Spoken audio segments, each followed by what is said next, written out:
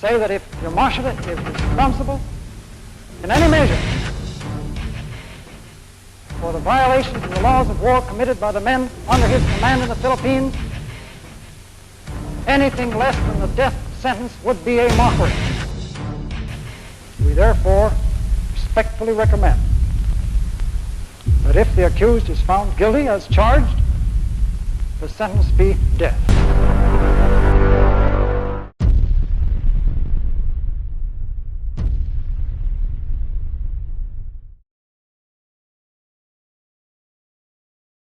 It was very easy for the Americans to take over the lowlands of the Philippines, but the mountains were very different, because in the mountains were the Igorots, and they took people's heads.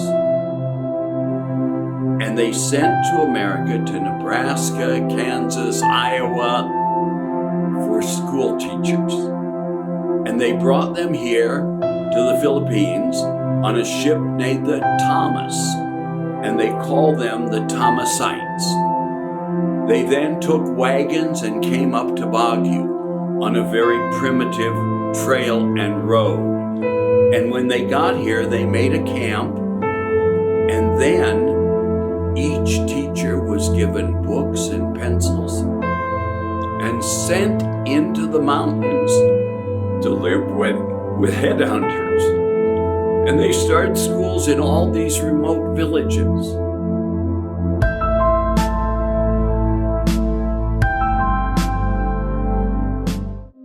The same man who planned the city of Manila, Daniel Burnham, also planned Baguio, which is why you have a Burnham Park. And it was a very modern American-style city. And in order to maintain the security of the area, two camps were established. One was Camp Henry T. Allen, which was for the Philippine Constabulary, local police forces. And the other camp that was established was Camp John Hay. Basic garrison troops would actually be majority Filipinos who belonged to what was called the Philippine Scouts. Now, the Philippine Scouts were a unique organization within the U.S. Army.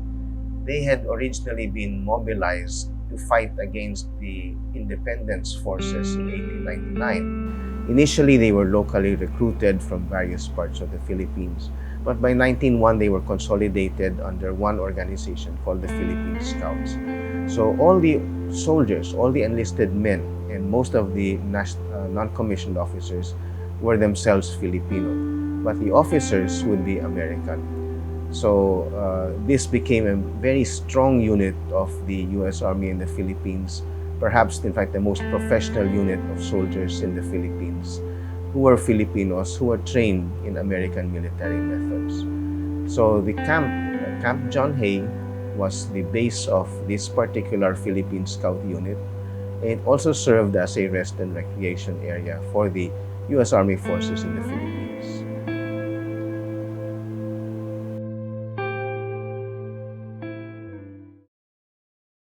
We have to start at the beginning with why the Americans were here in the first place. At the time, the Philippines was a Spanish colony. With the outbreak of the Spanish-American War, Commodore Dewey was ordered to send his Asiatic squadron to Manila Bay to destroy the Spanish squadron here. There were Americans who opted to colonize the Philippines, and this would provide a strategic position for the U.S. Navy. So as Commodore Dewey defeated the Spanish fleet on May 1, 1898, the decision was made to take the Philippines, initially Luzon, and then later on the whole Philippines. Spain eventually gave up their claims to the Philippines, and the Philippines became an American colony under the provisions of the Treaty of Paris of December of 1898. Then the Philippine government at that time, which was a very young government, decided to fight the Americans. In 1899, what was called the Philippine-American War broke out, and this lasted for several years. There was resistance on many islands, and in particular, one island was the island of Samar. And the Americans had established a garrison in the town of Balangiga. This garrison had established its own position, its own camp, The resistance forces there attacked them by surprise. This was September of 1901. To signal the attack by the Filipino resistance forces, church bells were rung. And when the church bells rang, the Filipino resistance fighters, some of whom were dressed in women's clothes, attacked the American garrison and killed several of the members. And the local commander, General Smith, decided to turn Samar into a howling wilderness. And when he was asked what was the age range that they would kill, General Smith is supposed to have said any male above 10 who was capable of bearing arms. This resulted in a major massacre, and it was investigated by the U.S. Army. It was seen as a crime against the local people and so forth. And the American General Smith was recalled and court-martialed. But because the church bells rang the signal to attack on the Philippine side, the American forces in Samar took the church bells as booty, 2 of them in the States, 1 of them to Korea, and there they remained as war booty. And officially, the U.S. government would say the war would end in 1902, but resistance against the Americans continued in various other places of the Philippines for a long time. But eventually, the Philippines did become a pacified American colony, and the Americans would set up a military garrison to ensure peace and order and also to protect American interests in the area.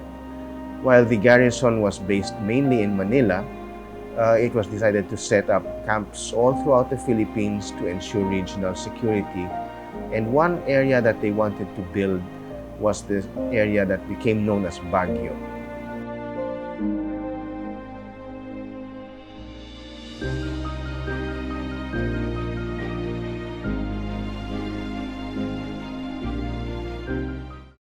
Manuel Louis Quezon is inaugurated as the first president of the newly formed Philippine Commonwealth. Watching the ceremony is Vice President Garner and 17 other members of the United States Senate. For 37 years, America has ruled the 7,000-odd islands which make up the Philippine archipelago. Now, following the precedent set by Great Britain with her colonies, the Filipinos are to be given the opportunity of governing themselves. From 1901 up to 1935, the Philippines was directly under American rule. In 1916, an act was passed by the U.S. Congress. This was called the Jones Law, which granted the Philippines more autonomy. And you also had in the Jones Law the promise of eventual independence. And so that made many Filipinos happy that, the American rule would not last forever. It was not like the British, it was not like the French in Southeast Asia, where there were no promises of independence. And so eventually, in 1934, a bill would be finally passed in the United States, which would be called the Tidings-McDuffie Bill. It became law, and this would now state that the Philippines would be granted independence after a 10-year transition period. That would be 1946. In the process, the Philippines would put up a government, which would be called the Commonwealth Government. So, President of the Commonwealth of the Philippines was Manuel Quezon. He was elected in 1935, and the Commonwealth government began operations in November of 1935. We are about to establish and put into operation the government of the Commonwealth of the Philippines as ordained by the Congress of the United States. I, Manuel Luis Quezon, hereby solemnly swear that I will faithfully and conscientiously fulfill my duties as President of the Philippines, and I hereby declare that I recognize and accept the supreme authority of the United States of America in the Philippines, and will maintain true faith and allegiance thereto. So help me God. I'm living in Baguio in northern Luzon. I actually was born here in Baguio, so this for me is just a natural homecoming. And when I was born, the war had not started, and I'm talking about World War II. So I had 4 years of living in a real paradise. The Philippines was just marvelous. I don't think there was any place in the world that was better to live in. And I'm talking about many, many things, economically, militarily. Civilian life was fabulous. It was clean, it was beautiful, and it was a great place for a kid to grow up. This was a peacetime situation. Prices were low, transportation was working well. The Philippines has the longest Christmas season, and as early as October, November, people were thinking of Christmas and preparing for a happy new year and all of this. President Quezon was sick, he had tuberculosis, and so in early December he went up to Baguio, and he was there to recuperate, to rest, and to enjoy the cool weather. Advancing inland, the rising sun forces quickly conquer nearby Suzhou and Hangzhou to the south. They drive up the Yangtze River toward the provincial capital, Nanking. As the enemy draws near, Chiang moves the capital east to Chongqing. The Japanese air forces viciously bomb the civilian sectors of Nanking. Their army routs the undertrained, outgunned Chinese defenders. The fall of the city on 13 December sparks a wave of atrocities by the victorious Japanese. Troops rape thousands of Chinese women and force thousands more into sexual slavery. Some 40,000 Chinese civilians are tortured and killed. Women and children are buried alive. The world is outraged and condemns this rape of Nanking. While war was going on in China, it had gone on since 1937, life was going on. It was felt that the Japanese would not dare strike the Philippines. December 7th, 1941, a date which will live in infamy. The United States of America was suddenly and deliberately attacked by naval and air forces of the Empire of Japan. Pearl Harbor was bombed December 8, Philippine time. I think it was Quezon's secretary in Malacanang Palace who called Quezon up very early in the morning to tell him that war has started, Pearl Harbor has been attacked, and that the U.S. is at war with Japan. Quezon immediately ordered the whole government on war footing.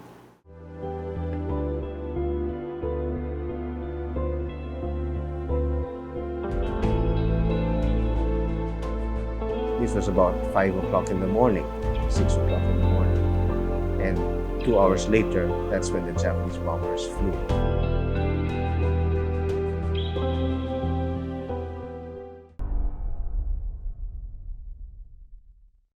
Planes were flying over Baguio. Bombs were dropped. The Japanese target was Camp John Hay. I went to the church because it is my birthday. And then I was inside the church. The people told me that John Hay was bombed and we are all frightened. I am 8 years old when the Japanese bombed the Camp John Hay. The first bomb of the John Hay, it was 1941, December. I was then 3 years old during World War II. We were living in the barrio of Tubao, La Union. During that time, I was so carefree. I was so ignorant, seeing what was happening during that time. I would see burning houses in the distance, fire, airplanes crashing with one another. I was so carefree then I kept clapping at my hands. The first air raid on Camp John Hay resulted in 11 dead and around 30, 40 wounded. And for the residents of Baguio and for those in Camp John Hay, this was the first time they ever saw bombs dropped in anger. And that in itself was the shock. The first time they saw people who were killed by an act of war, and those who were wounded, the 29 or so who were injured because of the bombing, that itself would tax the medical facilities of Baguio.